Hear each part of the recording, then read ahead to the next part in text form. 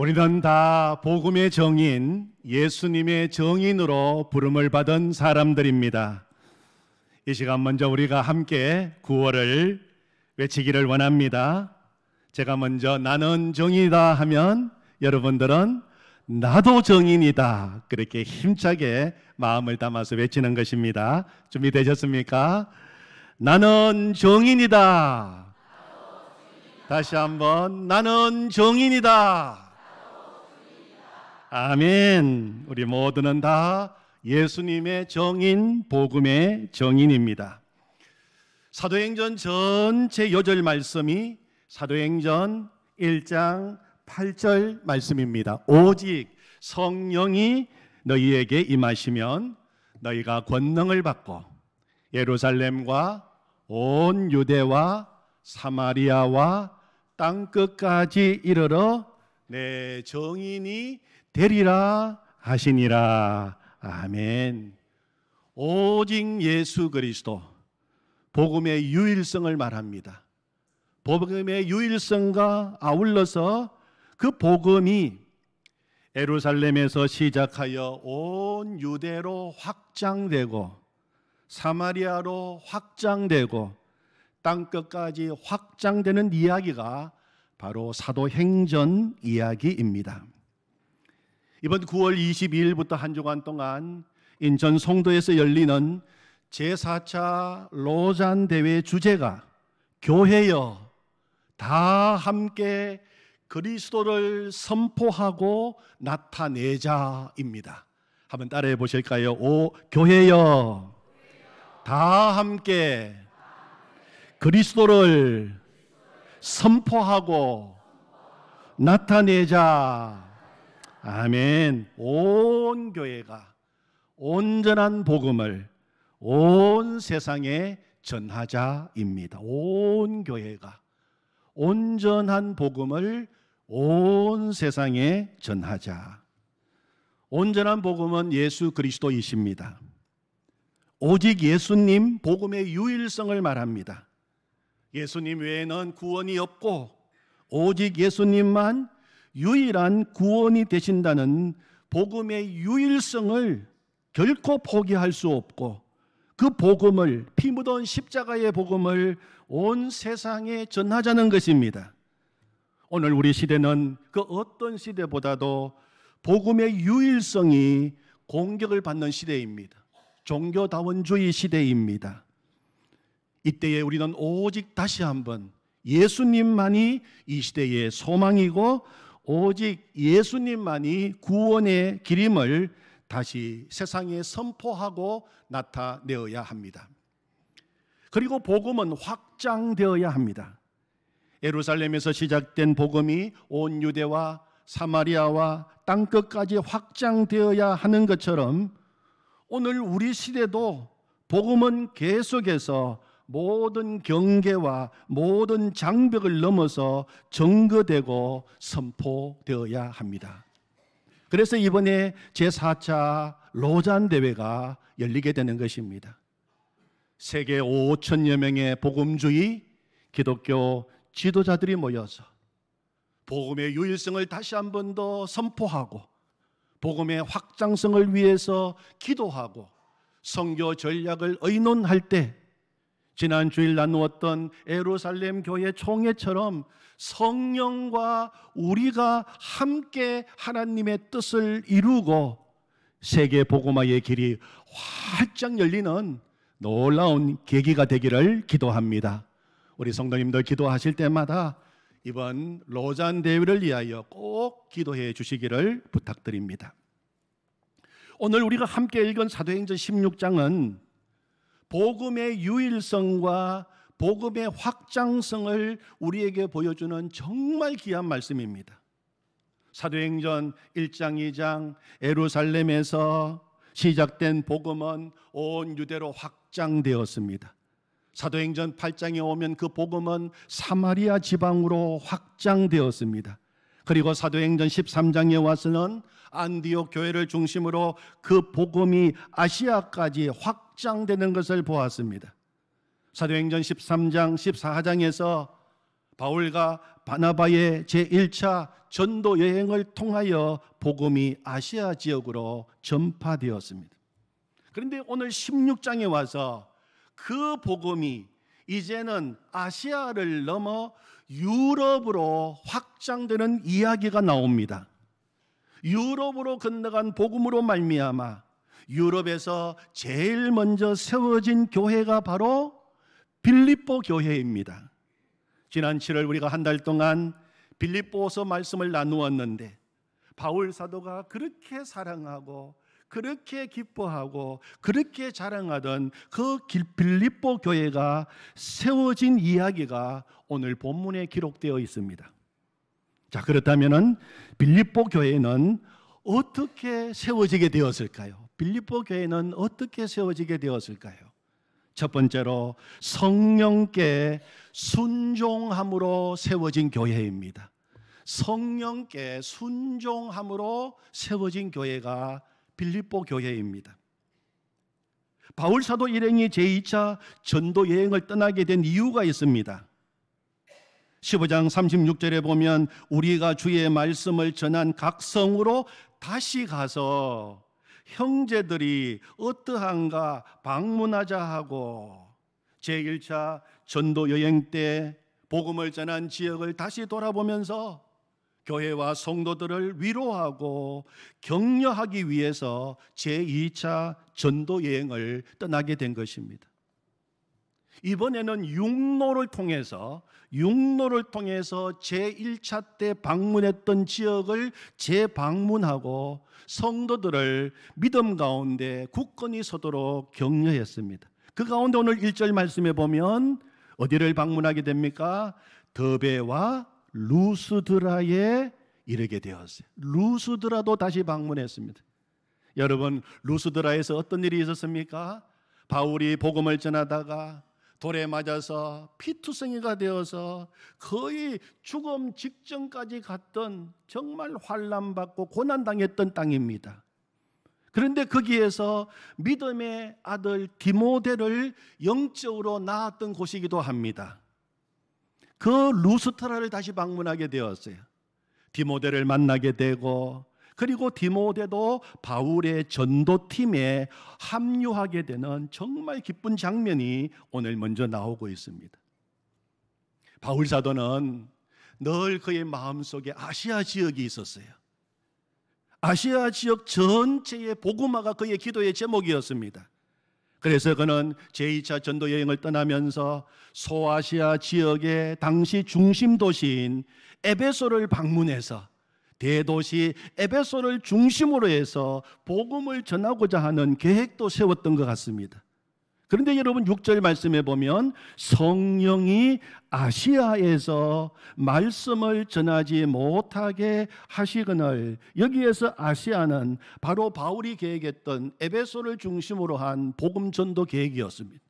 그런데 성령께서 그 길을 열어주시지 않고 막으셨다는 것입니다.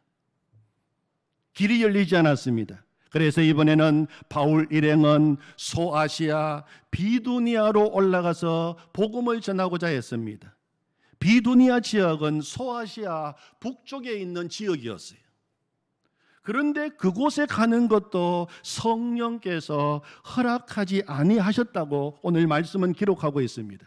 6절 7절을 보시면 성령이 아시아에서 말씀을 전하지 못하게 하시거늘, 그래서 그들이 부르기아와 갈라디아 땅으로 다녀가 무시아 앞에 이르러 비두니아로 가고자 예스되 예수의 영이 허락하지 아니하시는지라. 예수의 영은 성령을 이야기합니다.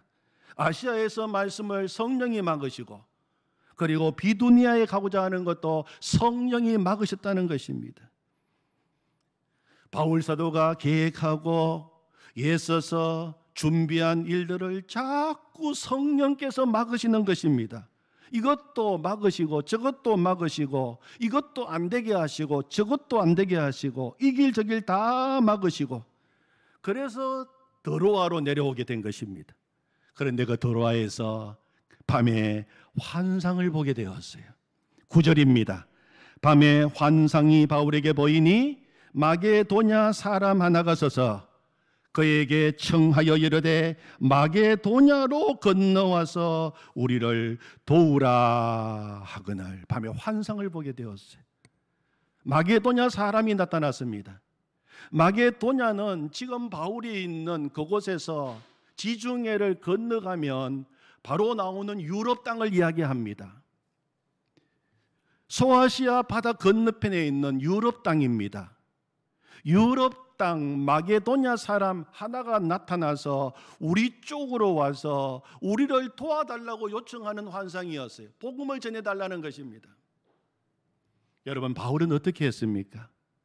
그는 그동안 성령께서 계속 자신이 세운 선교 계획대로 나가려고 할 때마다 막으신 이유를 그때서야 알게 되었어요. 그래서 그는 자신의 모든 계획과 자신의 모든 뜻을 다 내려놓고 성령님의 인도와 지시에 순종하기로 결정했습니다. 10절을 보십시오. 바울이 그 환상을 보았을 때 우리가 곧 마게도냐로 떠나기를 힘쓰니, 이제 그때부터 마게도냐로 곧 떠나기를 힘썼어요. 이는 왜 그렇습니까? 하나님이 저 사람들에게 복음을 전하라고 우리를 부르신 줄로 인정함이러라. 지금까지는 바울 자신이 세운 계획대로 하려고 그렇게 예를 쓰다가 그렇게 가려고 끝까지 그냥 길을 가다가 환상을 보고 성령의 지시로 깨닫고 이제 곧 바로 성령님의 말씀에 순종하기로 결단하고 마게도냐로 떠나기로 힘을 쓰고 있는 바울 사도의 모습을 보십시오. 성령의 뜻이라면 내 자신의 계획도 내 자신의 모든 뜻도 다 내려놓고 온전히 순종하기로 결정한 것입니다. 그런데 여러분, 바울에게는 이 일이 결코 쉬운 일이 아니었어요. 말씀을 준비하면서 로잔대회 사도행전 말씀 네트워크에 올라와 있는 박영호 목사님 본문 주해를 읽는 가운데 재미있는 것을 발견했어요. 요즘 많이 유행하고 있는 인공지능 챗 GPT에 바울의 성격 유형을 한번 물어보았답니다. 바울의 MBTI 성격 유형을 물어보았더니 이렇게 답이 나왔어요. 고대 인물이기에 직접적인 심리 평가를 할 수 없지만 신약 성경이 기록된 그의 행동과 특성을 바탕으로 추정해 본다면 바울의 성격은 ENTJ일 것이라고 대답했어요. 바울의 성격 유형, MBTI 성격 유형 가운데 ENTJ, 그것이 바울의 성격이라는 것입니다. 그래서 ENTJ가 뭔가를 찾아보니까 이렇게 설명이 되었어요. ENTJ, 바울의 성격은 전략적으로 생각하고 한 번 세운 계획은 단호하고 정확하게 실행하는 완벽주의, 계획형, 통솔자, 지도자 스타일이다. 이렇게 설명해 놓았어요. 그러니까 바울의 성격은 정말 철저하게 계획합니다. 철저하게 준비합니다. 그리고 한번 세운 계획은 포기하는 법이 없습니다. 단호하게, 정확하게 실행하는 완벽주의, 계획형 통솔자예요. 여러분, 이런 바울이 전도 계획을 세우면서 얼마나 철저하게 준비했겠습니까? 완벽하게 모든 일을 다 사전에 파악하고 준비했을 것입니다. 그리고 어떤 어려움이 와도 절대로 이게 포기하지 않고 밀어붙이려고 하는 그런 마음의 결단도 그의 성품 가운데 있었어요. 그런 바울에게 있어서 그렇게 자신이 철저하게 계획하고 준비한 것을 포기한다고 하는 것은 성격상 그 누구보다도 어려운 일입니다. 그럼에도 불구하고 바울 사도는 순종한 것입니다.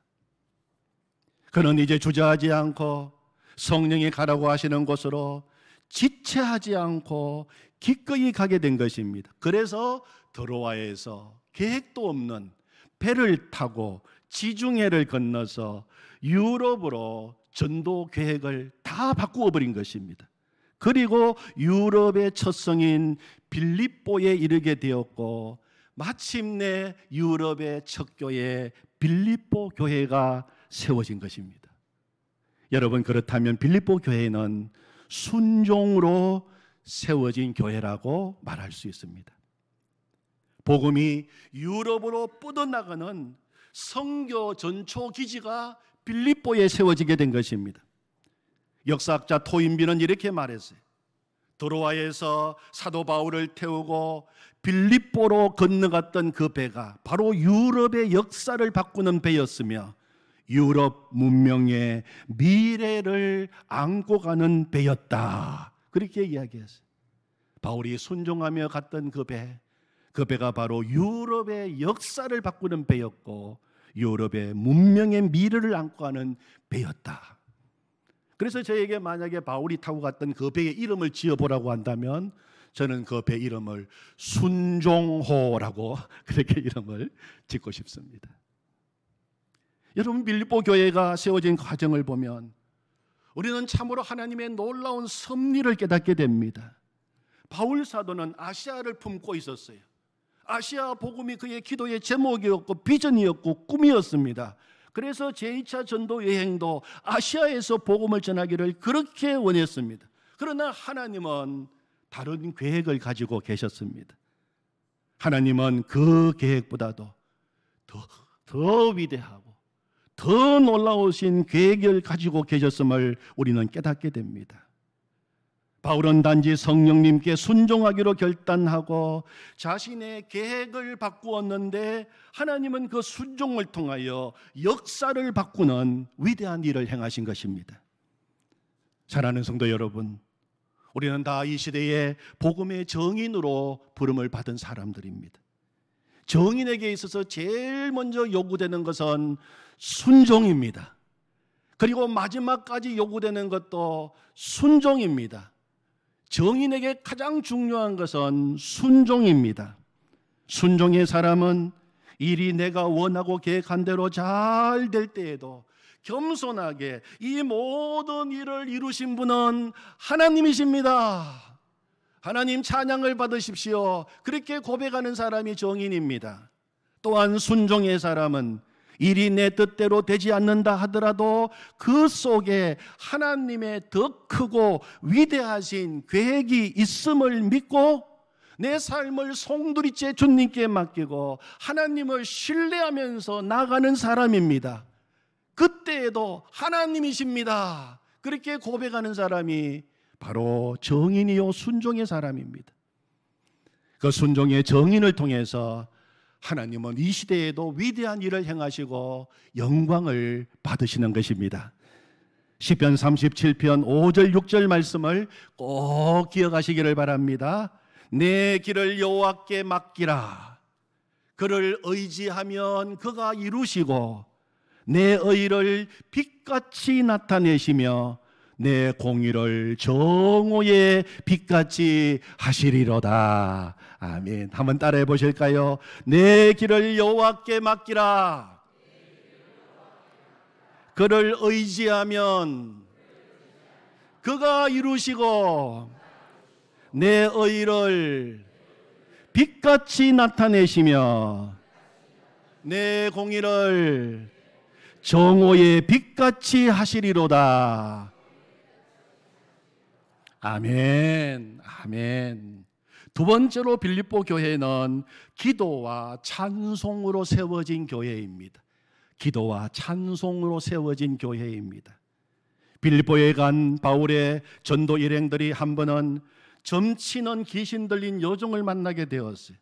이 여종은 귀신의 힘을 빌어서 점을 치고 자기 주인들에게 많은 이익을 주고 있었어요. 그런데 이 귀신 들린 여종이 바울 일행이 가는 곳곳마다 따라다니면서 전도를 방해하는 것입니다. 바울이 여종 속에 있는 귀신을 향하여 외쳤어요. 뭐라고 외쳤습니까? 예수 그리스도의 이름으로 내가 네게 명하노니 그에게서 나오라. 그랬더니 귀신이 즉시 나가게 되었습니다. 여종이 온전하게 회복된 것입니다. 그런데 귀신이 나가자 더 이상 점치는 일을 할 수 없게 된 것입니다. 그동안 귀신 들린 여정을 통하여 많은 수익을 올리고 있던 주인들이 사람들을 선동했어요. 그리고 바울과 실라를 붙잡아서 끌고 가서 관리들에게 데리고 갔습니다. 그리고 말하기를 이 바울과 실라가 유대인으로서 우리 성을 지금 심히 요란하게 만들고 아주 소란을 일으키고 로마 사람인 우리들이 받지도 못하고 행하지도 못할 이상한 풍속을 퍼뜨리고 다닌다. 그렇게 선동하고 고소한 것입니다. 거짓 고소했어요. 여러분, 바울이 한 일은 무엇입니까? 귀신 들린 여정을 고쳐준 것밖에 없습니다. 그러자 무리들이 어떻게 했습니까? 22절 이하를 보십시오. 무리가 일제히 일어나 고발하니 상관들이 옷을 찢어 벗기고 매로 치라 하여 많이 친 후에 옥에 가두고 간수에게 명하여 든든히 지키라 하니, 상관들이 바울과 실라의 옷을 찢어서 벗기고 매로 치라 했습니다. 많이 친 후에 옥에 가두고 간수에게 든든히 지키라고 명했습니다. 여기서 많이 쳤다고 하는 것은 성서학자들은 태장으로 39대를 맞았다고 말합니다. 태장으로 39대를 맞았어요. 40대는 그 당시 법에 금지되었습니다. 40대를 맞으면 죽을 가능성이 있기에 39대로 제한한 것입니다. 이때 사용하는 채찍은 그 끝에 새 조각이 붙어있는 가죽끈이었다고 합니다. 그런 심한 매를 맺고 온몸은 피투성이가 된 것입니다. 그리고 옥에 가두었는데 24절에 보면 그 옥이 깊은 옥이라고 이야기합니다. 깊은 옥에 가두었다는 것은 학자들은 고문하기 위한 것이라고 설명합니다. 그들은 바울과 실라의 발에 착고를 채웠어요. 24절을 보십시오. 그가, 간수가 이러한 명령을 받아 그들을 깊은 옥에 가두고 그 발을 착고에 채웠더니, 착고는 두꺼운 송판 속에 겨우 발이 들어갈 만한 작은 구멍을 뚫고 그 구멍 좌우편에 아주 날카로운 새 조각을 붙입니다.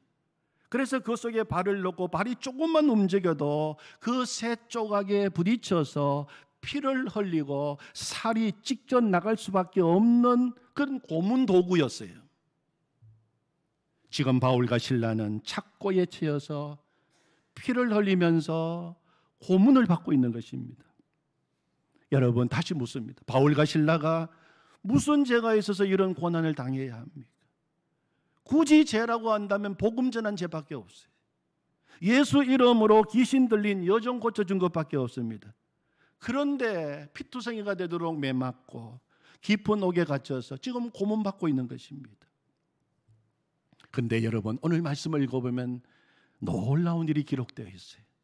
이런 상황에서 바울과 실라가 한 일이 무엇입니까?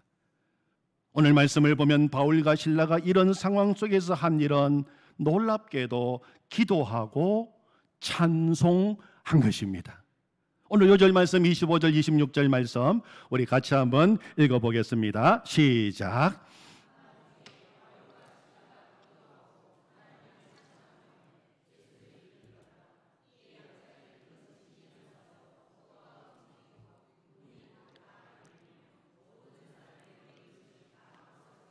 보십시오. 한밤중에 바울과 실라가 기도하고 하나님을 찬송함에 제수들이 듣더라.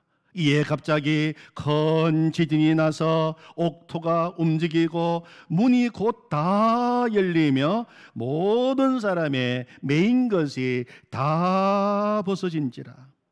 한밤중에 깊은 감옥에 온몸 상처투성이로 바울과 실라가 한 일이 무엇인가요?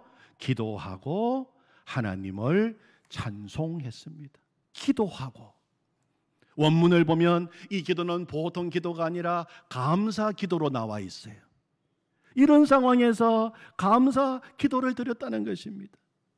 그들이 기도하다가 그들의 입에서 그 기도가 찬양으로 바뀌고 찬송이 터져 나오기 시작했습니다. 감사 기도는 찬양으로 이어졌습니다. 또 찬송 부르다가 또 기도합니다. 그리고 기도하다가 또 그 기도가 찬양으로 이어지게 되었어요. 바울과 실라가 부르는 그 찬송을 그 감옥에 갇혀 있는 죄수들이 듣게 되었어요. 여러분, 바울과 실라가 어떤 찬양을 불렀을까요? 아이고 죽겠네, 아이고 못 살겠네, 이제는 다 틀렸네, 이제는 끝났네, 아파 죽겠네, 이런 절망적인 노래를 불렀을까요? 아닙니다. 바울과 실라가 우리가 가지고 있는 이 찬송가로 찬송을 불렀다면 아마 이런 찬송가를 분명히 불렀을 것입니다. 주 안에 있는 나에게 단 건심이 있으랴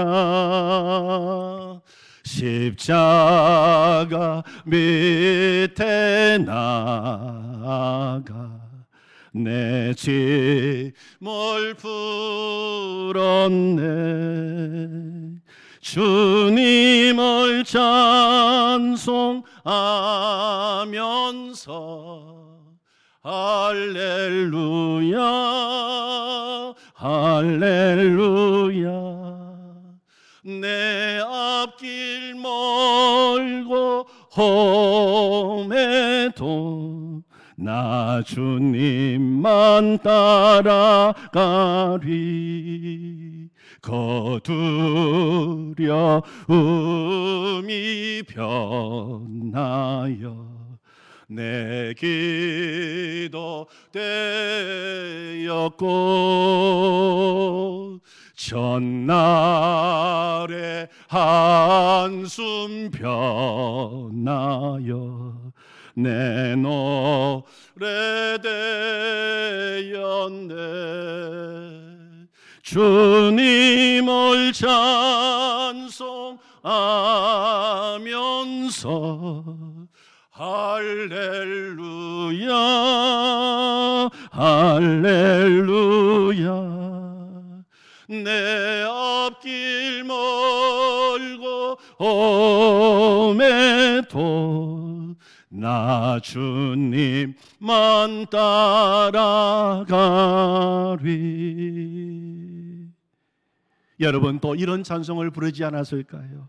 내 영혼이 은총 입어 중한 죄짐 벗고 보니 슬픔 많은 이 세상도 천국으로 화도다. 할렐루야 찬양하세 내 모든 죄 사함받고 주 예수와 동행하니 그 어디나 하늘나라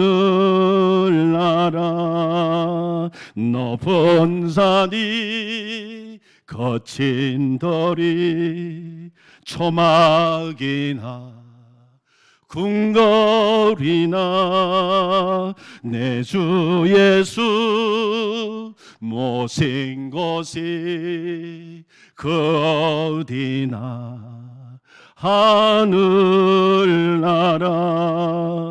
할렐루야 찬양하세 내 모든 죄 사함받고 주 예수와 동행하니 그 어디나 하늘나라. 아멘. 감옥에서 불른 노래예요. 초막이나 궁궐이나 감옥 속이나 감옥 밖이나 내 주 예수 모신 곳이 그 어디나 하늘나라. 여러분 그렇게 찬양했더니 놀라운 일이 일어나게 되었어요.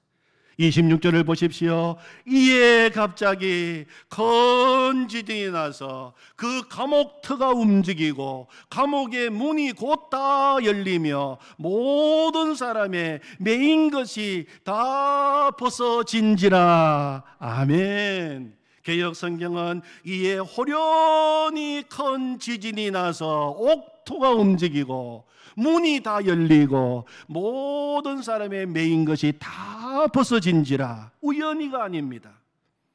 바울과 실라가 기도하고 찬양할 때, 찬양하고 기도할 때 이에 호련히 하나님께서 그 기도를 신호 삼으시고 그 찬양을 신호로 삼으셨다는 것입니다. 그래서 역사가 일어나게 된 것입니다. 큰 지진이 일어났어요. 감옥의 터가 움직였어요. 감옥에 닫혀있던, 굳게 닫혀있던 그 문이 열리는 역사가 일어나게 된 것입니다. 여러분, 누가 하신 일입니까? 우리 하나님이 하신 일입니다. 사랑하는 성도 여러분, 우리 인생 가운데 감옥과 같이 닫힌 문이 있다면 기도와 찬송을 하시기를 바랍니다. 기도와 찬양은 닫힌 문을 여는 능력이 있어요. 원망하고 탄식한다고 문은 열리지 않습니다. 기도하고 찬양해야 문이 열립니다. 우리 하나님은 원망하고 불평하고 두려워하고 탄식하는 소리에는 역사하시는 하나님이 아니시라. 기도하고 찬양할 때 들으시고 역사하시는 하나님이십니다. 사랑하는 성도 여러분, 지금 여러분 인생 가운데 감옥과 같은 환경이 있고 나는 지금 이 감옥에 갇혀 있고 문은 굳게 닫혀 있다고 생각하시는 분이 계신다면 그 감옥의 문을 여는 열쇠가 기도와 찬송인 것을 기억하시기를 바랍니다. 그 두려움이 변하여 내 기도 되었고 그 전날의 한숨 변하여 내 노래 되었네. 아멘. 여러분, 문만 열렸습니까? 아닙니다. 매인 것이 다 벗어지는 역사가 일어났어요. 문도 열려야 하지만 매인 것이 다 풀어지는 역사가 일어나야 합니다. 나의 매인 것도 다 벗겨지고 나의 기도와 찬송을 듣던 사람들의 매인 것도 다 벗어지는 역사가 일어나게 된 것입니다. 누가 하셨습니까? 하나님이 하신 것입니다. 어떻게 매인 모든 것이 다 벗어지게 해주셨습니까? 기도하고 찬송하고 기도하고 찬송했더니 벗어지게 해주신 것입니다. 여러분, 오늘 우리를 묶고 있는 것이 너무 많아요. 오늘 우리 자녀들을 묶고 있는 것이 너무 많습니다. 오늘 우리 인생을 지금 묶고 있는 것들이 얼마나 많은지 몰라요. 원수 마귀에게 우리의 마음도 묶여 있고 원수 마귀에 우리의 영혼도 묶여 사는 사람들이 많습니다. 더러운 사탄이 주는 생각에 묶여 있고 더러운 관계에 묶여 있고 더러운 습관에 묶여 있고 술에 묶여 있고 돈에 묶여 있고 음란에 묶여 있고 온갖 추하고 더러운 죄의 착고에 묶여 있는 사람들이 많습니다. 어떻게 해야 자유하고 해방될 수 있습니까? 기도하고 찬송해야 그 모든 결박이 풀리게 되는 것입니다. 한밤중에 깊은 감옥에서 기도하고 찬송했더니 역사가 일어나게 되었습니다. 여러분 꼭 기억하시기 바랍니다. 야고보서 5장 13절 말씀입니다. 너희 중에 고난당하는 자가 있느냐? 그는 기도할 것이요. 즐거워하는 자가 있느냐? 그는 찬송할지니라. 한번 따라해 볼까요? 너희 중에 고난당하는 자가 있느냐? 그는 기도할 것이요. 즐거워하는 자가 있느냐? 그는 찬송할지니라.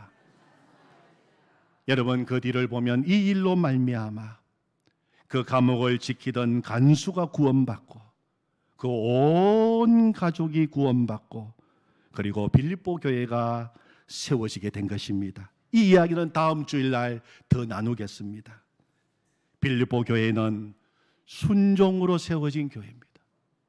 빌립보 교회는 기도로 찬송으로 세워진 교회입니다. 정의는 이 시대의 교회를 세우는 사람입니다.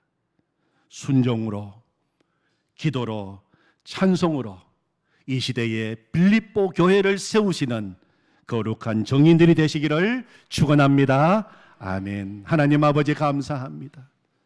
바울 사도 철저하게 계획 세우고 그 계획대로 밀고 나가려고 했지만 성령의 음성에 순종하여 그는 그의 모든 계획을 주님께 내놓았습니다. 그랬더니 주님께서 더 놀랍게 더 위대한 방법으로 그 일을 이루셨습니다. 바울은 계획을 내려놓았지만 계획을 바꾸었지만 하나님은 역사를 바꾸어 주셨습니다. 아버지 하나님, 오늘도 순종으로 나가기를 원합니다.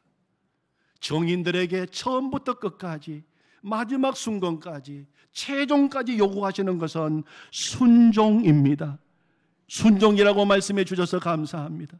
순종만 하면 된다고 말씀하시니 감사합니다. 이 일은 하나님이 하시겠다고 말씀하시니 감사합니다. 순종하는 정인이 되게 하여 주시옵소서. 하나님, 온몸이 피투성이가 되어 한밤중 깊은 감옥 착고에 매여서 기도하고 찬송했더니 주님, 감옥의 문이 열리고 묶인 것이 풀어지는 역사가 일어나게 되었습니다. 하나님, 우리 인생 가운데도 감옥이 있습니다. 나를 지금 메고 있는, 묶고 있는 착고가 있습니다. 움직일 수도 없습니다. 하나님, 그러나 기도하고 찬송할 때 하나님이 역사하심으로 문은 열리고 착고는 풀어지고 자유와 해방, 생명의 역사가 일어난다고 말씀하시니 감사합니다. 기도하게 하시고 찬송하게 성령님 충만하게 역사하여 주시옵소서. 우리 가운데도 빌립보 교회가 세워지게 하여 주시옵소서. 예수님의 이름으로 기도하옵나이다. 아멘.